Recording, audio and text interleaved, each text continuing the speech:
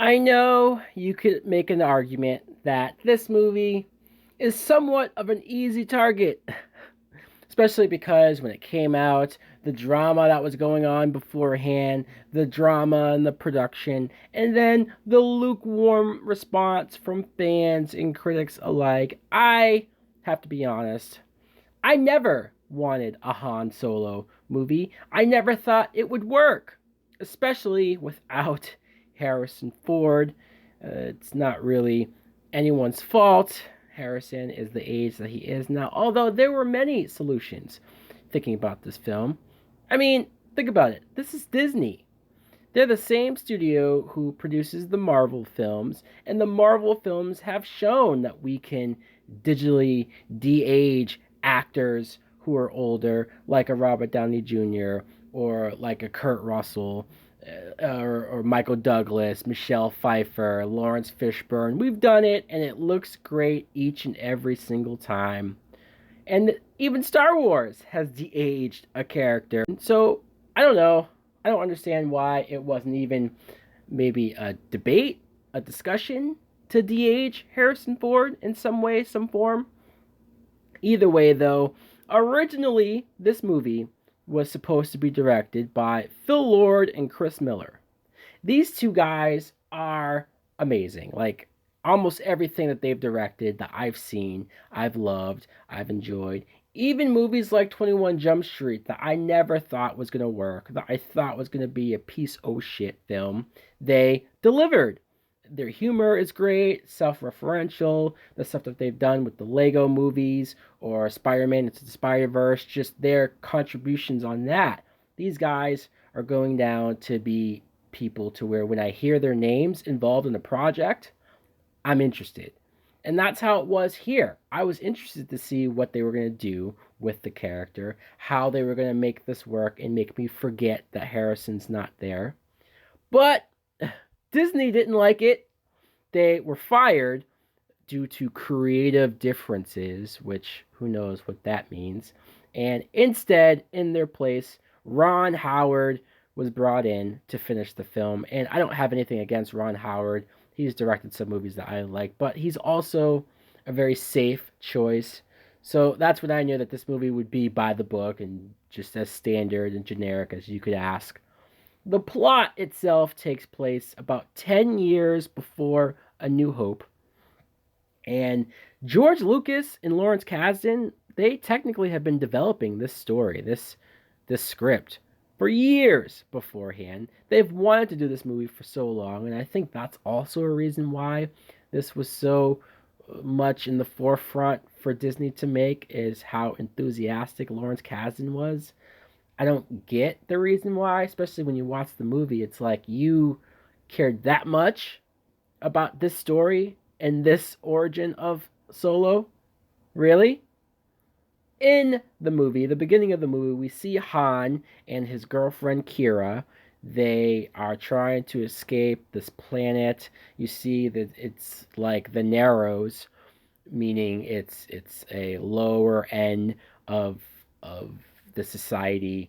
And as they're trying to get out, they get caught by this worm vampire alien.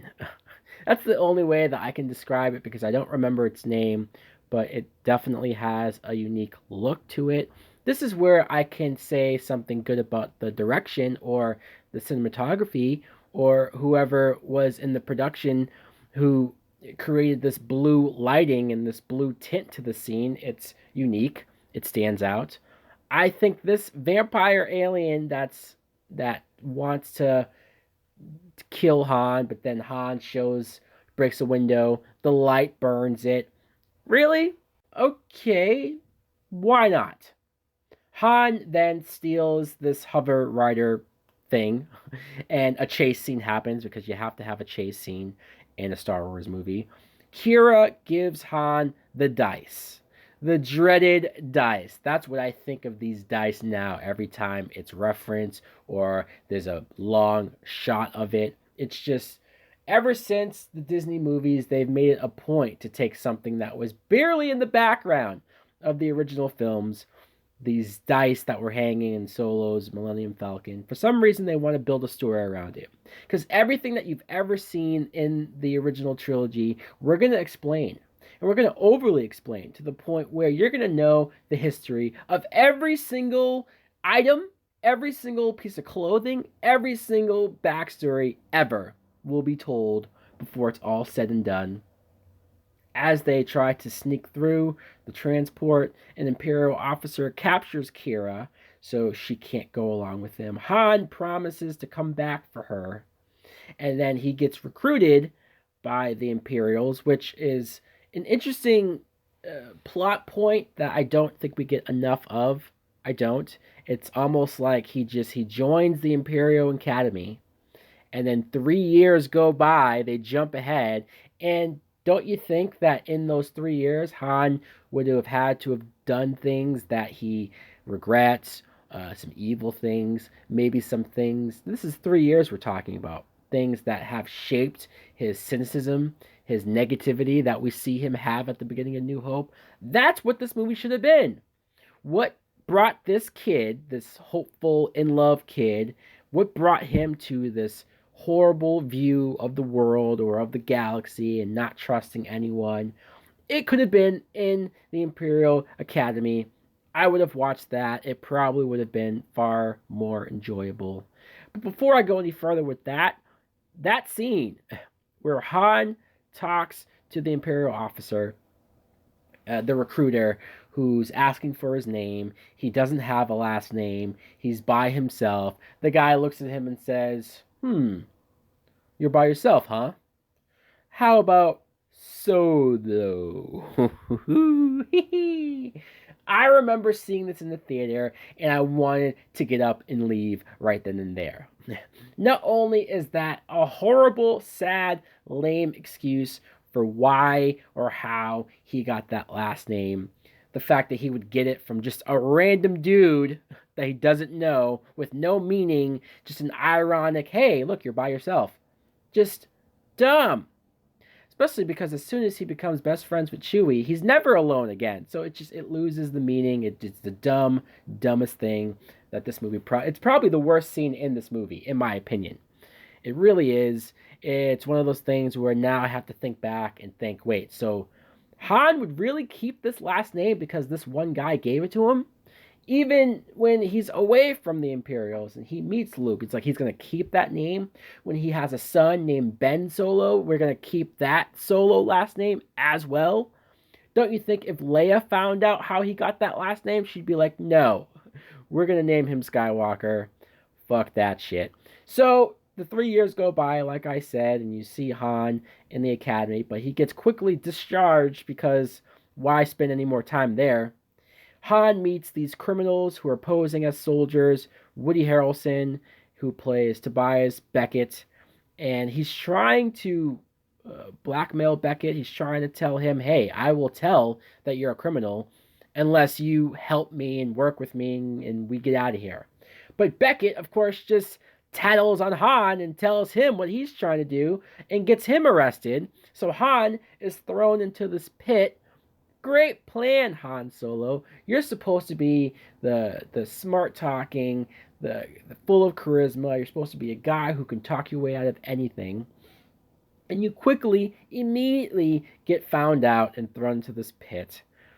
And then you see that there's a Wookiee in this pit. This is actually a halfway decent reveal for Chewbacca and how he's almost animalistic at first and he's there to just rip him apart until this is the first time ever that Han Solo has ever spoke Wookiee. Since when in the blue hell can Han speak Wookiee? It's just, we've never seen Harrison Ford do it. Even as a joke on the side, it's like it's never been done before. I don't know why you're establishing prequel movie. Why you would establish a scene where he can clearly speak Wookiee, but then just never does it again. I hate when you do a prequel, and this is the main reason why I hate prequels. If they're done right, then okay, sure, cool. But most of the time, they have to be so beholden to what comes after it that they're either restricted or they never, ever match up line up. The X-Men movies have this problem. The Star Wars prequels have this problem where so many events happen that don't line up to what was previously established before then. It's nerve-wracking, especially if you're trying to watch these in chronological order. So they work together, Solo and the Wookiee, and they escape this pit. They track down Beckett and his ship, who's about to leave. Beckett, for whatever reason, lets them on board. Why? Why would he do this? Han just had this interaction with him where he tried to blackmail him, and then he had him arrested. Why would he just now pick him up? It's so random. It's so just, well, this is what the plot wants. So that's why. As opposed to an actual smart, real good reason for it. And Beckett, you see him and his group. They perform a heist, which I guess technically is something we've never seen in a Star Wars movie before, but when you see it, you don't know if you ever need to see it. They try to steal these containers from this runaway train. Okay, it's not in space, but it's on a train. Okay, different. Jon Favreau plays a character. He does the voice of a character, this alien who, as much as I like Jon Favreau, I never really cared for this alien. He annoyed me. Even when he gets killed, I just kind of go, whatever. And then Thandie Newton, who I actually did like in this role. She is the love interest for Woody Harrelson, and you think that she might be something or be a badass character. She has a couple of moments, but then she dies too. Great! And we get one moment of Beckett being sad about her. He's clearly upset, but just, again, not enough of it. Beckett doesn't really seem like a fleshed out character to where we get to know in any way, or if he's really supposed to be the mentor for Han and the guy that teaches him to go down this path. It's not handled well enough. I think Beckett could have been a lot more interesting, and this was the moment to do it. When his girlfriend dies, that's when you make him a more three-dimensional character. That's when you should have, but they don't. Beckett is more worried about the fact that he was working for a syndicate group, and he owes them this containers that he was trying to steal. Han and Chewie decide to help him some more, I guess. And so they go to the yacht where our villains are, the crime syndicate is, and you see Han find Kira. He gets reunited with her. It's supposed to be this big moment, but it seems so random and so contrived and so much of a coincidence that after 3 years, Kira would just so happen to be on the same yacht. She would just so happen to have joined the same syndicate that Han is about to go in and meet with. Very random, very thrown together. A lot of this script, for as much as it was praised as being the best Star Wars movie, best Star Wars script ever, you watch the movie and you go, huh? Emilia Clarke, I should mention her because I love her on Game of Thrones. I think she's great. Everything that I've seen her in other than Game of Thrones, I think she's been fine, but I don't know if she's quite found that same success in movies. Terminator, Genisys, anyone? But her character, her portrayal of the character is good enough. I think she becomes far more interesting in these sequences where she talks to Han and says that she's done things she's not proud of, and it makes you stop and think, is she talking about like I don't know, killing people or doing some other stuff to get ahead? Who knows? Could be both. I should probably mention Alden Ehrenreich, who plays Han Solo. I've gone this long trying to avoid it because I know this is an unholy rant, so I guess I should just go for it, right? I don't think Alden is good. I don't. I mean, as an actor in general, maybe he's fine. Maybe there's other movies that people have seen and they could tell me that he's good in them. This is the first time that I've seen him, and sure, granted, it's not his fault. He has to follow Harrison Ford. That's not an envious task. That's not something that I go, yeah, I would love to do that. No, this is hard. You're trying to follow and you're trying to play this character who is one of the most beloved Star Wars characters. Hell, one of the most beloved movie characters of all time. And he's definitely playing it his own way. He feels like he's doing his own thing. He doesn't feel like he's doing a Harrison Ford impression. I don't know if I would have preferred that, but there's something about this version of Han that doesn't feel like Han at any point of his life. Something about his smirk. That's where we meet the villain, Drayden Voss, played by Paul Bettany, who, good actor, but this villain is so underwhelming. His whole Crimson Dawn syndicate is just very generic, nothing special about them. And he tells Kira to join the group, I guess to watch after them or make sure that they finish their job, but he knows the history that her and Han had. Why would he do this? Why would he have Han with her? Maybe he thinks he can trust Kira enough to where she wouldn't turn on him, but obviously he's wrong. So once again, just yet another thing to make Voss look like an idiot. Kira brings them to Lando Calrissian, Donald Glover. Lando Calrissian is a very interesting character. Billy D. Williams playing him in the original movies. I enjoy his version. I like that charisma. I like that suave personality and the ladies' man. And just there's so many aspects to him. He double crosses the group and then he feels remorse and rejoins them. So many layers to the character. And Donald Glover, great actor. The timing of it too, where his music career was really blowing up. So people were interested. They were invested in Donald Glover. I would argue that he has some great moments. He has some great scenes. They just do some weird stuff with Lando in this movie. But before we get there, let's talk about Han challenging Lando in a game for the Millennium Falcon. This is supposed to be a big moment because we all know that Han eventually gets the Falcon. But we see that in the first game, Lando cheats to keep the Falcon. He has this thing under his sleeve that helps him switch the cards and whatnot, which is in character. But it's funny that he beats him and then still decides to join the team because he wants the portions of the shares. Let's talk about his co-pilot, shall we? A droid, L337. I hate this droid. This is probably my least favorite character in this film. Such a departure, such a contrast to the droid that we got in Rogue One, K2SO. I love that droid. I love his personality. I love his dickish nature. And he was funny. He was humorous. His death is one of the saddest deaths in that whole film. And everyone dies there. This movie, you see this droid who is supposed to be pro-female droid empowerment. She wants all droids to be equal. And it's this... I get what they're trying to do. They're trying to have it relate to some current stuff going on in the real world, but it just...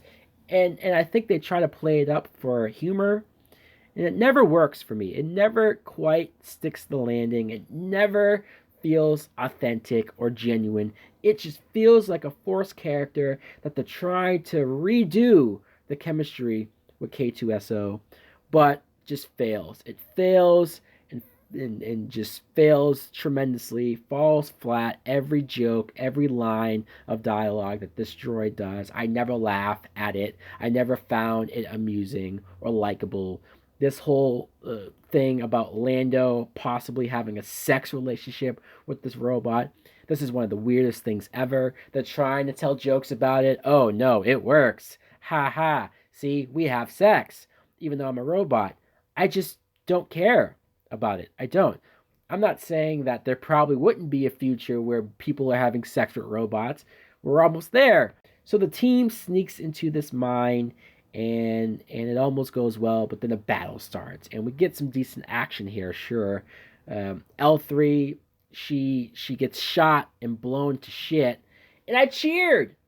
I'm being honest. I cheered in the theater. I was happy to see this droid get destroyed, get killed. And then Lando's reaction of being so distraught, running to her, carrying her, crying. Holy crap, this confirms that Lando indeed had a romantic relationship with this robot. Why? You're kind of making Lando look like a pathetic sort of dude. It's just this isn't the suave guy that we saw hitting on Leia in Empire Strikes Back. No, it just doesn't feel like that at all. The most emotional moment, because I think they were supposed to have emotions with her death, but I didn't. The most emotional moment, I think, was Chewbacca saying goodbye to its Wookiee family. Like, that was a nice moment. I think even Chewbacca as a main character would have been far more interesting.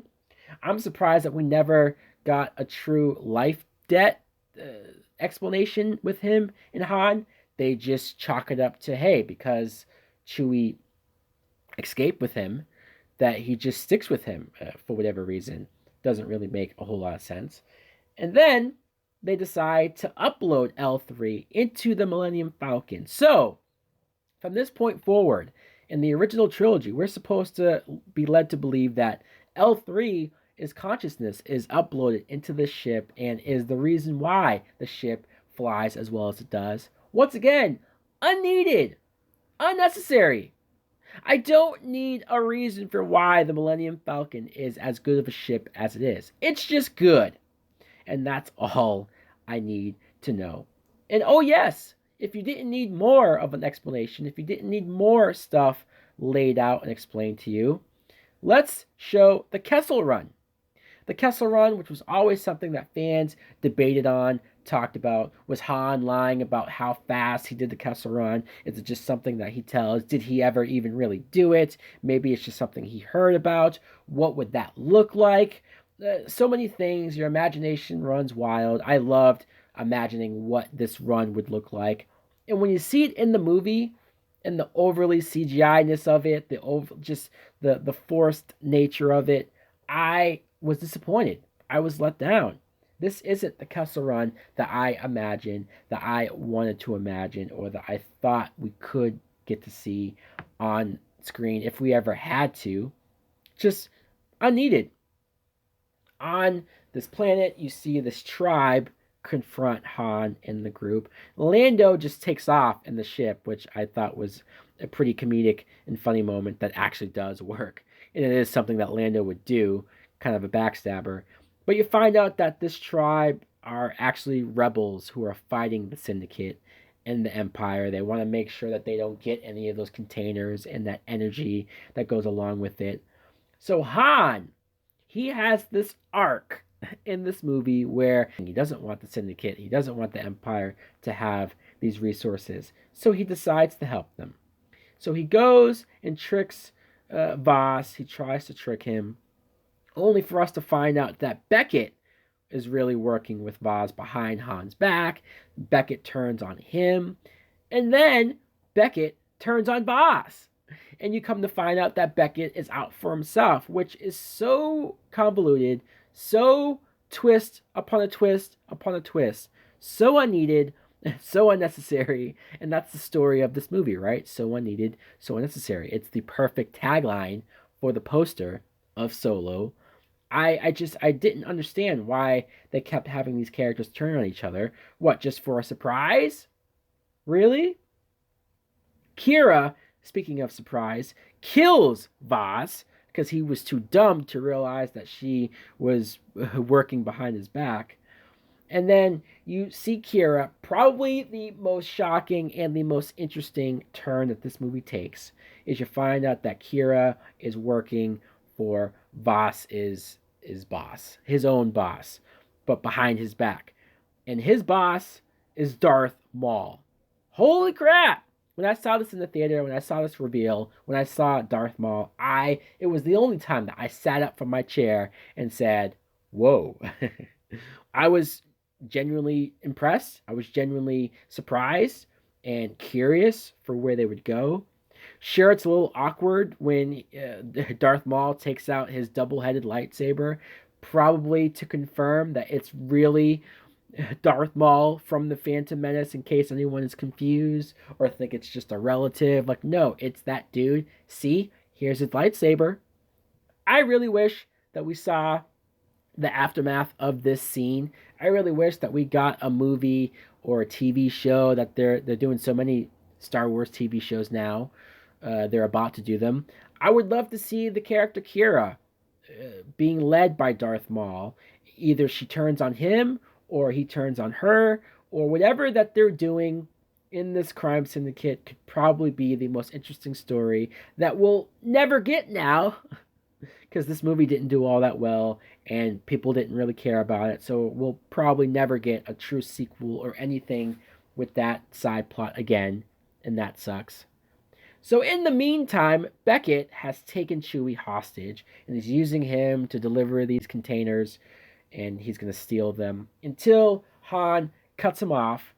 And I do like that he shoots Beckett first. I only like this because it's an FU to George Lucas, who changed A New Hope, that scene of Han ducking in a horrible effect shot of Greedo's laser gun, and then after that he shoots him. It's like, no, we were supposed to meet Han at a point in his life where he was so pessimistic, he was so down, he was so damn near villain like that I buy that he would shoot a guy first like that to save his own ass. So the end of this movie, us seeing Han do that, it leads into that fairly well. It's just too bad that the rest of the movie doesn't add up to Han being a dick. He's a nice, good guy all the way through. And then Beckett, as he's dying, tells Han he made the right choice in killing him because I would have killed you first. So, okay, you're glad that this kid killed you? A kid that you never really liked, that you were using the whole time, that you never really saw anything in, but now you're impressed and you're giving him the sound of approval? No!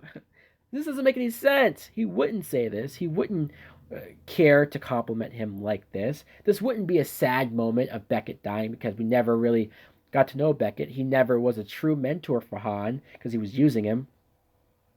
Then you see Han and Chewie, they give these containers to the tribe. They get offered to join the rebellion, which at this point he might as well.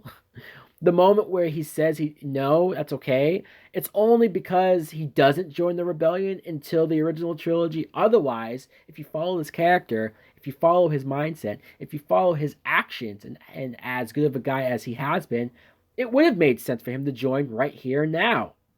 Of course, he doesn't. We see him find Lando. He challenges him again to a rematch, and he outsmarts Lando, steals the device he was using to cheat, and he wins the Millennium Falcon. So this movie does everything.